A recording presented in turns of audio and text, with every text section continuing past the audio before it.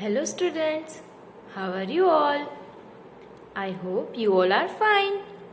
तो आज हमें करना है ओरल। तो आप सब भी दिसंबर 1 की कॉपी ले लीजिए। ठीक है, अभी क्वेश्चन आंसर्स करेंगे, ध्यान से सुनना। Okay, first, name any 5 parts of your body. कौन से होएंगे? Yes, eyes, ears, nose, hand and legs. लेकिन बच्चों सिर्फ इतना आंसर नहीं लिखना है, हमें पूरा आंसर लिखना है। जैसे कि eyes, ears, nose, hand and legs are the parts of my body. समझ में आया बच्चों? ठीक है। Question number 2, with what do you see? Yes children, eyes. पर आपको सिर्फ आईज नहीं लिखना है, आपका करेक्ट आंसर होगा आई सी विथ माई आईज। अगर आप पूरा सेंटेंस लिखोगे तो ही आपको पूरे मार्क मिलेंगे। समझ में आया बच्चों? ठीक है। अभी question number 3, with what do you eat? Answer क्या आएगा बच्चों? Yes, mouth.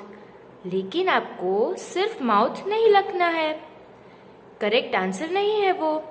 आपका करेक्ट आंसर है आई ईट विथ माई माउथ। समझ में आया बच्चों? आपको पूरा सेंटेंस लिखना है ताकि आपको पूरे मार्क मिल सके। Question number 4, with what do you here? Answer है यस चिल्ड्रन, ईयर्स। और आपको सेंटेंस कैसे बनाना है? I hear with my years. सिर्फ ईयर्स नहीं लिखना है। अगर आप सिर्फ ईयर्स लिखोगे तो आपका आंसर रॉन्ग होगा और मार्क्स भी कम मिलेंगे। आप सब तो स्मार्ट है, आप सबको तो फुल मार्क्स चाहिए ना, तो आपको लिखना है पूरा सेंटेंस। ठीक है बच्चों? Next question, with what do you walk? Yes children, answer है लेग्स। लेकिन आपको सिर्फ लेग्स नहीं लिखना है, आपको लिखना है I walk with my legs. समझ में आया बच्चों? मैंने क्या बोला? आपको सिर्फ आंसर नहीं लिखना है, you have to write whole answer. ठीक है, पूरा क्वेश्चन आंसर लिखना है। जैसे कि फिर से रिवाइज करते हैं ताकि आपको समझ में आए। ठीक है, शांति से सुनना और आंसर बोलना है मेरे साथ साथ। मैं आपको क्वेश्चन पूछूंगी, ठीक है? Name any 5 parts of your body and the answer is eyes, ears, nose, hand and legs are the part of my body. Yes. अभी next question, with what do you see? I see with my eyes. With what do you eat? I eat with my mouth. With what do you hear? I hear with my ears. With what do you walk? I walk with my legs. समझ में आया बच्चों? और फिर है oral A to Z। अभी आप सबको A to Z आती है ना, तो आपको उसका रिवाइज करना है, उसको रिवाइज करना है ओरल ए से लेके जेड तक। ठीक है बच्चों? घर पे आपको प्रैक्टिस करनी है। चलिए अभी इंग्लिश की क्लास वर्क बुक लेते हैं। ले ली बच्चों? Now turn your page, write here today's date. तो बच्चों आज हमें करना है कैपिटल और स्मॉल। ठीक है, क्लास वर्क की बुक में हम करेंगे ABC और होमवर्क की बुक में हम करेंगे DEF। समझ में आया? कैपिटल में भी करना है और स्मॉल में भी करना है, दोनों साथ साथ। चलिए शुरू करते हैं। कैसे करना है? A for apple, कैपिटल में और स्मॉल में। A for Apple. देखा आपने? अच्छे से करना है बच्चों। A for Apple. अभी स्मॉल में करेंगे हम। A। ठीक है, लिखते जाना है और बोलते जाना है। Capital A, small a, capital A, small a, capital A, small a, capital A, small a, capital A, small a। दिख रहे हो ना बच्चों? Capital A, small a, capital A, small a, capital A,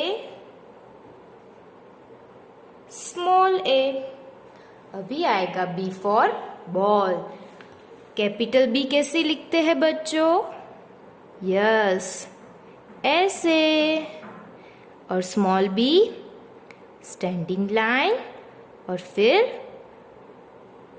curves. ऐसे करना है बच्चों। आपको ऐसे करके, ये अगर ऐसे आप करोगे तो ये रॉन्ग होगा। समझ में आया? आपको करना है कैपिटल B और स्मॉल b। समझ में आया बच्चों? आपको ऐसे नहीं करना है।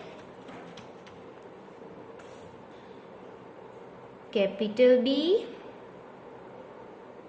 Small b, capital B, small b। ऐसे बोलते जाना है और साथ में लिखना भी है। अच्छे से लिखना है ना। कैपिटल B और स्मॉल b। समझ में आया बच्चों? Capital B।